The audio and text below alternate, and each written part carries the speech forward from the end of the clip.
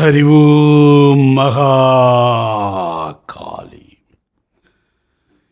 இசைஞானி இளையராஜாவுக்கு தமிழக அரசு முன்னின்று மாண்புமிகு முதலமைச்சர் தலைமையில் மிகச்சிறந்த ஒரு பாராட்டு நிகழ்வு நடைபெற்றது. அன்பர்கள் பலரும் பார்த்து மகிழ்ந்திருப்பீர்கள். அந்த நிகழ்ச்சி எத்தனையோ உயரிய உன்னத தகவல்களை இந்த சமூகத்துக்கு பரிமாற வேண்டிய ஒரு நிகழ்வாக அமைந்திருக்க வேண்டும்.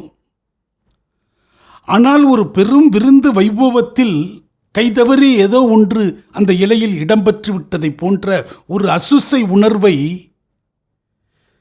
சூப்பர் ஸ்டார் ரஜினிகாந்தும் இளையராஜாவும் பேசிய சம்பாசனை தந்துவிட்டது. எத்தனை ஒரு உயரிய இடத்தில் நின்று கொண்டிருக்கிறார் இளையராஜா.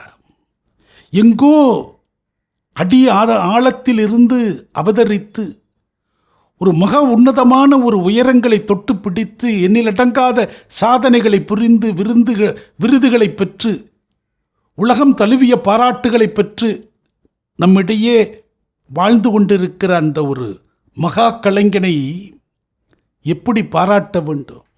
பெரிய சித்த புருஷர்களையும் ரிஷிகள் ஞானிகளையும் குறிப்பிடுகிற போது அவருடைய நதி மூலம் ரிஷி மூலம் பார்க்கக்கூடாது என்று சொல்கிற ஒரு பண்பாடு போல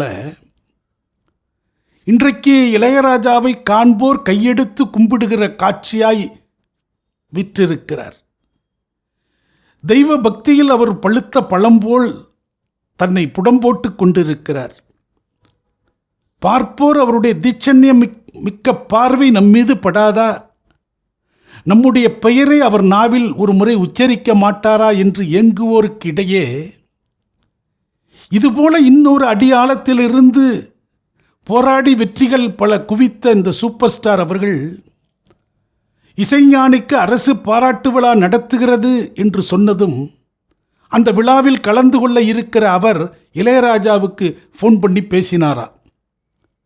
இந்த மேடையில் பகிர்ந்த செய்தி இது. சாமி, உங்கள் நிகழ்ச்சியில் வந்து கலந்துக்கிட்டு உங்களை பற்றியெல்லாம் சொல்லிடுவேன், நீங்கள் அன்னைக்கு என்ன பண்ணீங்கன்னு சொல்லுவேன் என்று நகைச்சுவையாக மிரட்டியிருக்கிறார். வயோதிகம் வந்துவிட்டாலே குழந்தை பாவம் வந்துவிடும். மனம் சூதுவாதோடு இயங்குகிற தன்மை குறைந்துவிடும். மனசில் பட்டதை பேச வைத்துவிடும். அது சில நேரங்களில் எதிர்மறையாகவும் அமைந்துவிடும். தன்னிடம் அப்படி ஒரு நகைச்சுவை பாவத்தோடு பேசிய அந்த உரையாடலை தன்னை அறியாமல் அந்த மேடையில் பகிர்ந்து கொண்டு விடுகிறார் இசைஞானி.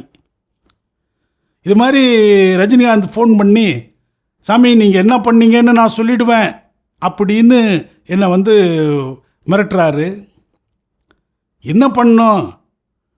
ஜானி படம் ரெக்கார்டிங் அப்போ நானும் ரஜினிகாந்தும் டைரக்டர் மகேந்திரனும் இருக்கிறப்ப குடித்தோம் அப்படின்ட்டார். கேட்ட உடனே எம்மை போன்றவர்கள் சொரக்குன்னுச்சு.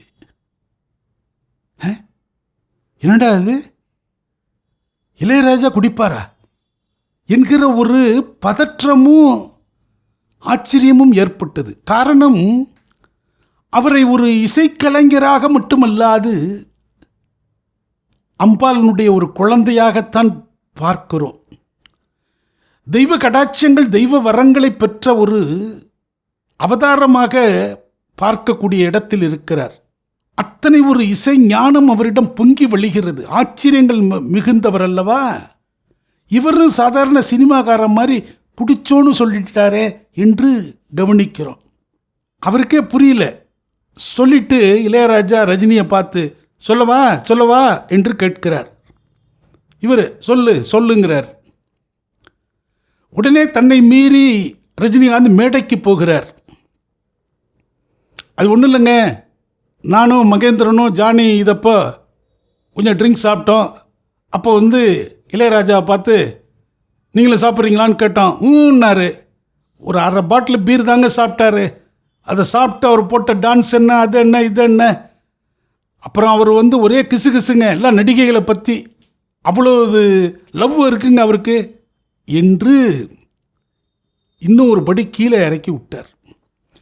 பக்கத்தில் நிற்கிற வயோதிகத்தால் ஒரு பழுத்த பழமாக காட்சி தரக்கூடிய அவர் அந்த ஒரு குழந்தையாய் இல்லை இல்லை இல்லை என்று கையாட்டுகிறார். இப்போ இந்த நிகழ்ச்சி தந்திருக்கிற ஒரு அரிய செய்தி, புதிய செய்தி, இந்த உலகம் போற்றுகிற சிம்போனி இசையெல்லாம் உருவாக்கிய அந்த ஒரு இசை மாமேதை பற்றிய ஒரு பாராட்டு விழாவில் இதுவா முக்கியத்துவம் பெற வேண்டும்? இதை தான் முதன்மைப்படுத்தி ஒரு வெற்றி அடைந்தவர்கள் பேசுகிற உரையாடலா? இப்போ என்ன, இளையராஜாவும் குடிப்பாருங்க, அதுதான் இதன் மூலம் தெரிய வந்தது அப்படிங்கிறது தான் அந்த நிகழ்ச்சி தந்த சிறப்பா? எதை தவிர்க்க வேண்டும், எதை மறைக்க வேண்டும், எதை உயர்த்த வேண்டும் என்கிற இலக்கணம் கூடவா வெற்றியாளர்களுக்கு தெரியாமல் போய்விட்டது? ஒரு தர்ம சங்கடமான ஒரு சம்பாஷணையை அந்த நிகழ்ச்சி கடந்து வருகிறது. இந்த மன உணர்வு அங்கு இருந்த யாவருக்கும் கூட ஏற்பட்டிருக்கலாம். ஆனாலும் ஒரு நகைச்சுவை கருதி எல்லோரும் கைத்தட்டி அதை ஆரவாரம் செய்கிறார்கள். குடிக்கக்கூடியவர்களுக்கு இது ஒரு கூடுதல் செய்தி. ஏன்பா இளையராஜாவே குடிச்சிருக்காருங்க என்று சொல்லிக் கொள்வார்கள். மது பழக்கம் இல்லாதவர்களுக்கு இது ஒரு அதிர்ச்சி செய்தி. என்னப்பா அவருமா என்று வந்திருக்கும். ஒரு அற்புதமான இசைக்கலைஞன், அவனுடைய நதி மூலம் எப்படியோ இருந்திருக்கலாம். இன்றைக்கு அவன் அடைந்திருக்கிற உயரம் எத்தகையது!